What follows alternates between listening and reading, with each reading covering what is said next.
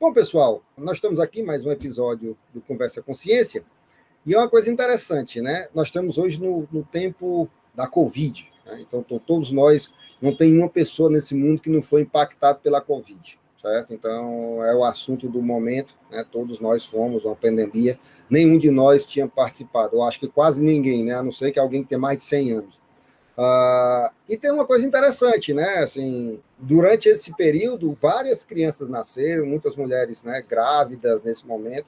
E que como é que foi isso para a vida dessas grávidas? Como é que é a vida dessas crianças, né? As crianças que nasceram na pandemia, né? E quais são os aspectos sociais, de saúde e tudo mais ligados a essas crianças, certo? E mães, obviamente. Então, isso é um tema bem interessante, porque, né, às vezes a gente nem imagina que a pessoa está estudando isso e qual é a importância disso. Isso despertou a curiosidade aqui, né, do nosso grupo do Conversa Consciência. E para falar um pouquinho sobre isso, né, nós convidamos aqui a amiga Márcia Machado, que é formada em enfermagem pela Universidade Federal do Ceará e é professora do curso de medicina, também da nossa universidade. Foi pró-reitora de extensão por 2 mandatos, né, Márcia? Aqui na universidade, e tem uma larga experiência nacional e internacional, já fez pós-doutorado em Harvard, né? Então, acho que ninguém mais habilitado para falar sobre esse tema. Bom, Márcia, mais uma vez, muito obrigado por você estar aqui conosco, né? Eu sei que a sua agenda aí é correndo, né? Eu lhe conheço há muito tempo e sei como você é dinâmica nesse processo. E então queria lhe agradecer por estar com a gente e que você explicasse um pouquinho o que é essa pesquisa aí que você vem fazendo nessa área de Covid, que tem despertado tanto interesse aí, né, nacional e internacionalmente. Bom, professor Barros Neto, inicialmente, muito obrigada pelo convite, né? A gente está discutindo aqui um tema que, como você falou muito bem, perpassa por todos nós, porque quem não tem filho tem um sobrinho, tem um amigo que tem criança em casa, e nós fomos tomados de uma surpresa inesperada, a velocidade como esse vírus adentrou no mundo inteiro, e não ia ser diferente aqui também no nosso meio. E isso fez com que os pesquisadores, naquele momento em que você está diante de um fenômeno que é imprevisível, e é um fenômeno que traz muitas consequências, inclusive sociais, a necessidade da gente responder várias perguntas. E a primeira delas aconteceu quando eu sou muito ligada à questão da nutrição infantil. Eu fui enfermeira lá do Banco de Leite da Maternidade Escola durante anos, e consultora também em amamentação, e muitas mães começaram a me ligar logo no primeiro momento em que teve o lockdown, o ano passado, me perguntando sobre a questão do leite materno, se o vírus passava ou não, e naquele momento era todo mundo assim com muitas perguntas e poucas respostas, porque era algo novo, e o que mais me inquietava era quando essas mulheres me ligavam, elas choravam, diziam que estavam desesperadas, muito angustiadas, e aí vinha aquela pergunta-chave que o pesquisador normalmente tem aquele insight, né? E era, como é que estão essas mães? Como é que para uma mulher grávida está diante de uma pandemia que abala o mundo inteiro, as notícias não param o tempo inteiro, né, de sair na televisão, nos meios de comunicação? E aí, a partir dessa pergunta, nós temos um grupo de pesquisa lá do Departamento de Saúde Pública da Faculdade de Medicina, onde eu sou professora associada, e nós começamos a conversar por videoconferência. Temos também uma parceria com um grupo da Universidade de Harvard, com a professora Márcia Castro, que também trabalha conosco desde 2011, e nós começamos a buscar na literatura o que é que já tinha publicado da China, da Itália, da França e outros países que já estavam um pouco mais adiantados, né, com a questão da pandemia, e não tinha praticamente nenhum estudo. Foi aí que nós conseguimos um financiamento rápido de uma fundação de São Paulo, a Fundação Cecília Vidigal, juntamente também com o escritório de Harvard aqui no Brasil, e eles financiaram para que a gente fizesse uma pesquisa buscando aplicar um questionário para mulheres grávidas aqui do município de Fortaleza, e aí foi aquele processo da técnica de bola de neve, você manda pelas redes sociais, convoca os agentes comunitários de saúde para poder mandar o link com o questionário, e quem tivesse grávida iria responder esse questionário. E foi aí que nós tivemos uma aceitação muito boa, nós precisávamos aí em torno de 500 mulheres, conseguimos 1.071. Puxa. Foi, bastante. Rapaz, eu quero que você me ensine esse segredo depois, viu? Porque a gente sofre. Você ter uma rede, né, principalmente na saúde, que você, conhecendo as pessoas iam, né, repassando aquele link. Uhum. E aí, para nossa surpresa na análise, nós tivemos dados muito preocupantes, né, principalmente com relação à questão dos transtornos emocionais dessas mulheres grávidas. Na última pesquisa que o nosso grupo fez, com a pesquisa que a gente chama PESMIC, com cerca de 8 mil famílias em 2017, nós comparamos, e na época, esse mesmo instrumento que a gente aplicou para ver o nível de transtorno emocional, na época era em torno de 17%, 18%. E nesse momento da pandemia, do lockdown, nós estávamos em 46% de prevalência. Mas 46 em mulheres grávidas ou em todas as Não, mulheres? somente as mulheres grávidas. Né? E isso é preocupante porque traz enormes problemas para essa mulher, pelo fato dela estar muito tensa, e isso você provoca muitas vezes um parto prematuro, né, risco de aborto, mesmo a questão emocional dessa mulher dentro de casa. Toda mulher, quando está grávida com seu esposo, elas querem ter essa convivência com os avós, com os familiares, e todo mundo ficou privado disso. Então, esses resultados nós começamos a analisar e rapidamente enviamos para uma revista, foi publicada. E aí, logo depois vem, e essas mulheres depois do parto, né, como é que elas ficam? E aí nós fizemos rapidamente um outro projeto de pesquisa, que é um estudo de coorte, ou seja, um estudo de segmento. Nós já estamos conseguindo financiamento aí para acompanhar mulheres aqui de Fortaleza, que tiveram filhos em julho e agosto de 2020, nós fizemos uma estratificação, ou seja, um sorteio pelo número de nascidos vivos, isso foi feito junto com a Secretaria Municipal de Fortaleza, e nós começamos em busca dessas mulheres, das 6 regionais de Fortaleza. A proposta era que a gente pudesse pegar e entrevistar em torno de 500 mulheres, e fizemos a pesquisa, a primeira onda já terminamos, nós conseguimos 351 mulheres, já temos os primeiros resultados, que estão sendo agora, vão ser publicados, mas dados muito interessantes, pela questão de que, primeiro, essas mulheres tiveram filhos logo depois do lockdown, e a gente queria saber o acesso delas no serviço de saúde, como é que foi. Isso começou a ser preocupante, porque a gente viu que muitas mulheres, mais de 35%, deixaram de ir fazer o seu pré-natal. O número de partos cesáreos foi elevadíssimo, está em torno de 57%. E quanto é a média, normalmente? O ideal seria 25%. Nós estamos aí com a taxa muito elevada, já estávamos, e piorou muito mais.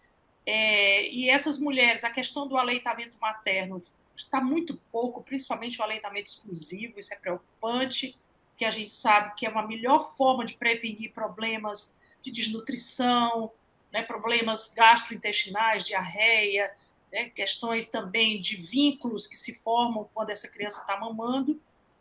Mas uma coisa que teve uma proteção, que eu gosto muito de falar também das coisas boas, porque tem tanto resultado negativo, né, com essa pandemia, mas, por exemplo, o fato da mulher estar em casa aumentou um pouco mais o tempo de aleitamento materno. Mesmo que ela oferecesse chá, oferecesse água, ou um outro leite, mas prolongou mais, em comparação à nossa pesquisa que a gente fez em 2017, e também demoraram mais a introduzir outros alimentos. Então, agora nós estamos na segunda fase desse estudo, essas mesmas mulheres, 351, nós vamos acompanhar durante 5 anos. Então, nós fizemos a pesquisa com 6 meses, começamos semana passada a segunda onda, que a gente chama, já localizamos 100 mães que tiveram filhos em julho, são 191. Estamos com a equipe aí de peso, e isso é muito bom, porque agora nós estamos aplicando um instrumento para ver os níveis que a gente chama parentalidade, como é que são as relações, quais são essas crianças que estão recebendo mais gritos em casa, que estão apanhando. O abuso é um pouco mais difícil a gente detectar, mas tem algumas ferramentas que vai dar para a gente localizar. A questão do transtorno emocional das mães e também sobre o desenvolvimento infantil. Nós vamos aplicar esses instrumentos. Então, ou seja, nessa pesquisa você analisa a mãe e a criança. Sim, é isso? E o pai.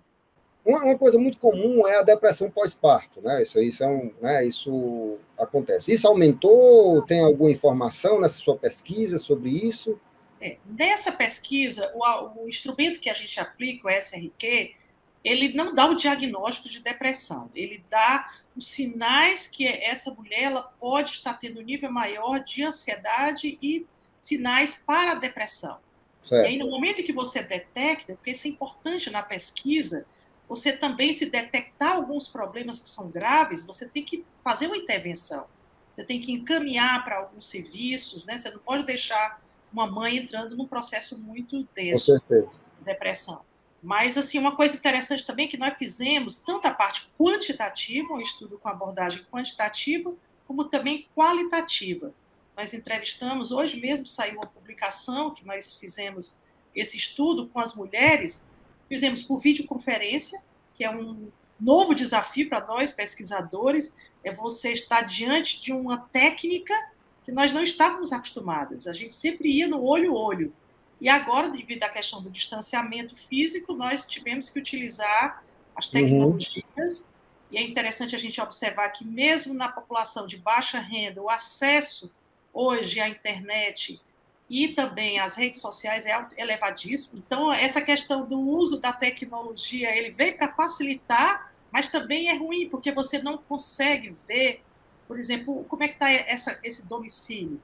Sim. Como é que estão as relações dentro de casa, que a gente às vezes detecta. Então, esse estudo ele vai nos trazer muitas respostas. Né? Primeiro, tanto na questão do acesso aos serviços de saúde, também na questão da educação, quantas dessas crianças, que são crianças que estão de 0, nesse momento agora, até 1 ano de idade, mas tem 35% dessas mulheres que têm crianças até 6 anos. Então, nós também vamos aplicar instrumentos para ver como é que está o desenvolvimento dessas crianças, o que é que impactou ficar muito tempo em casa, principalmente o uso, isso aí a gente já percebeu, aumentou muito o uso de smartphones, da tela, por crianças, e isso implica muito, tem um outro estudo que eu estou orientando uma doutoranda, e a gente está percebendo também que mais de 75% de crianças, mesmo abaixo de 6 anos, estão passando mais de 8 horas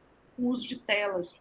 E isso faz com que a criança perca o sono, a criança fique muito mais irritada, ela não dialoga com os pais, que isso é preocupante, porque os vínculos que uma mãe e um pai eles proporcionam é para, inclusive, aumentar o número da linguagem.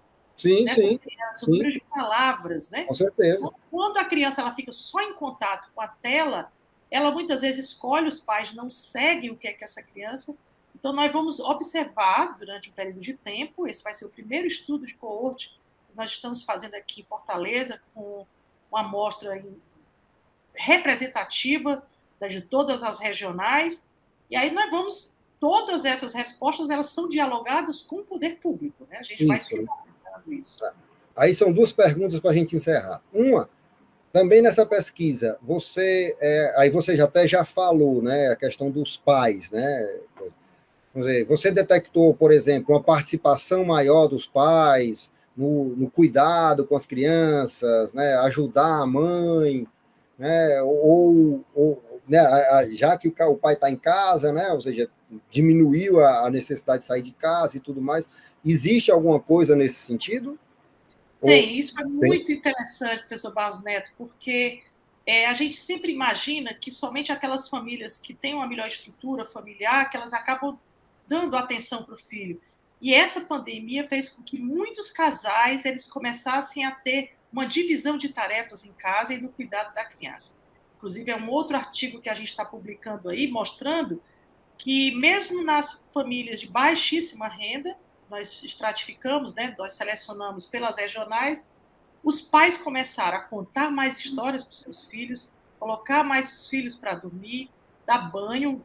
Foi muito interessante a gente observar que muitos pais relatavam que não davam nunca um banho, que às vezes passava o dia inteiro trabalhando e chegava em casa a criança já estava dormindo. Então, essa pandemia fez com que esses pais começassem a ter essa divisão melhor das tarefas. Isso é bom. É bom que a gente explore, né, isso mais, e nós vamos ver depois aqueles pais, porque também houve muita separação, né? Muitos casais se separaram nesse período aí da pandemia. A gente depois vai analisar, porque já deu um risco maior em termos do cuidado da criança, aquelas mulheres que vivem sozinhas, Sim. que aí elas ficam muito mais sobrecarregadas, né? Então, foi um dado interessante que a gente vai explorar mais. Nós não temos muitos estudos com homens, e a gente está percebendo o quanto é necessário a gente mudar também a forma como os nossos filhos são criados, como é que eles devem ser orientados desde pequenininhos, que em casa, cuidar da casa não é uma tarefa somente da mulher, é tarefa também do homem, né? Então, são coisas que culturalmente a gente vai mudando. E tem muitas outras informações também, por exemplo, a questão do acesso ao agente comunitário de saúde. Houve quase assim, uma paralisação, né, nesse período de visitas domiciliares, e há uma necessidade de ter mais visitas domiciliares. O percentual é muito pequeno de mulheres que tiveram filhos depois desse período, que o agente comunitário ou a equipe da estratégia da saúde da família voltou nessa casa para saber e acompanhar. Então, acho que o programa que em 1990 foi implantado aqui no Ceará, eu acho que vai precisar agora dar um novo gás para que essas famílias recebam mais visitas depois do parto. Bom, Márcia, e para a última pergunta, né, até você já abordou um pouco isso, quando vocês estão aí buscando várias informações, você já trouxe vários dados da sua pesquisa aí, e na realidade a ideia, ao final, é criar uma política pública, né, para atender, né, essas mães e tudo mais, e assim, e talvez dessa pandemia fazer alguma correlação com outras situações semelhantes que também pudessem apoiar as mães em situações, né, diferentes do tradicional. É isso que vocês imaginam? E foi uma grande vantagem assim, a gente ter um programa, por exemplo, como cientista-chefe, que foi implementado pela FUNCAP há quase 3 anos. Eu fui convidado no ano passado a entrar, porque essa assessoria que o pesquisador, ele deslocado da assistência, ele começa a analisar de uma forma crítica e ele dá as respostas e dá sugestões. Eu acho que essa integração, que inclusive eu tenho sido muito solicitada pela equipe da primeira-dama do Estado, a Onélia, a equipe da Secretaria de Proteção Social, da Saúde, porque como eles sabem que essa pesquisa é inédita, eles querem saber rápido os resultados, até para que a gente diga o que é que nós podemos fazer. Então, tem várias intervenções que tanto o governo do Estado como o município já estão fazendo. Por exemplo, essa questão de você acompanhar mais aquelas famílias de extrema vulnerabilidade social e econômica. Aquelas mulheres que hoje recebem, por exemplo, um cartão Mais Infância, nós vimos que o percentual de insegurança alimentar é muito alto, é altíssimo. Então, já tem hoje estratégias de, além de oferecer um adicional na transferência de renda, essas famílias estão agora recebendo alimentos em casa, cestas básicas, tem um programa Mais Infância que pega alimentos que são doados pela SEASA e eles estão agora trabalhando isso daí para oferecer também para essas famílias de alta vulnerabilidade. Então, quer dizer, há um movimento para poder você visualizar onde é o problema mais crítico e tentar intervir. E é isso que eu acho que é muito positivo da academia estar junto do poder público, porque essa sinalização ela é importante e necessária, tanto que é um programa muito, muito louvável. E é interessante porque isso vai, né, ao encontro do projeto que a gente participou, que foi o Ceará 2050, né, e um dos focos, e aí a Onélia, né, a nossa primeira-dama, estava diretamente ligado, que é a primeira infância. Né? Então, é um dos focos é atingir essa criança, né, porque se a gente der condições a essa criança na primeira infância, a chance dela deslanchar nos anos subsequentes serão bem maiores do que são hoje. Então, então acho que isso é mais um complemento, é mais um estudo que vem nessa, como dizer, de trabalhar a primeira infância, né? Ou seja, você dá condições às crianças, né, de terem um futuro melhor. Né? Então, e a gente só pensa no futuro lá na frente. O futuro começa justamente na primeira infância, você já está começando a construir o futuro daquela criança. Né? Então, e óbvio que a gente não para somente em fazer trabalhos de intervenção na primeira infância. Eu, inclusive, estou fazendo outro projeto, que é o projeto Virando o Jogo, estou também auxiliando, são com jovens, são 1.000 jovens da periferia. Mas o que a gente vê isso, que a necessidade de você ter na base da vida, que é a primeiríssima infância, você tem que tentar alimentar o máximo possível, não somente de comida, mas também, principalmente, de afeto. Então, é esse trabalho que, às vezes, não é visível a curtíssimo prazo. Nós só podemos perceber quando uma criança ela se torna segura lá na frente, na sua adolescência e depois na fase adulta. Quando você retoma a vida dele para trás, você vê que quanto mais estímulos positivos essa criança teve, mais ela se torna segura no futuro. E é isso que a gente precisa, e é muito importante que o poder público ele fique sempre atento a isso, né? Que nós temos que investir, sim, em famílias que tenham crianças, pelo menos até a faixa de 6 anos. Márcia, muito obrigado. Não é? Essa conversa sempre para mim, é um momento de aprendizado. Certo? Então, eu já entrevistei de A a Z, e é sempre interessante trazer isso para a população. Né? Essa questão da ciência, né? Porque às vezes o pessoal acha que ciência é aquilo que está lá dentro do laboratório, aquele. Não, a ciência daí é fazendo isso, é estudando, é trazendo, é conhecendo os problemas, trazendo soluções. Isso faz parte. Né? Então, eu acho. Neto, eu acho super interessante o que você está falando, porque muitas vezes as pessoas pensam que o professor, que o acadêmico estava em casa, né, sem fazer nada. Hoje, para vocês terem uma ideia, nós estamos com mais de 56 profissionais de saúde e estudantes de graduação e pós-graduação trabalhando desde o ano passado, em plena pandemia. Tem uma rede que você forma, né, de profissionais, de futuros profissionais, que a gente pega alunos de graduação, de pós-graduação. Então, essa interface, essa ligação que a universidade faz com os temas relevantes para a população, podem ter certeza, isso daí só traz benefícios. E nós trabalhamos muito. Eu estou louco por umas férias aí, porque realmente é muita coisa. Mas a gente fica muito feliz de dar esse retorno para a sociedade. E cuidem sempre dos seus filhos. Quanto mais vocês colocarem os filhos no colo, conversar, abraçar, dizer eu te amo, com certeza vocês vão ver filhos bem mais seguros lá na frente. Obrigada, Márcia. Obrigado, Márcia, né? Mais uma vez aqui, estamos encerrando o nosso programa, né? Muita gente está dizendo, já, mas é o jeito, né? A internet não deixa a gente conversar muito, não, senão o pessoal vou embora e deixa a gente sozinho, eu e a Márcia aqui conversando, né?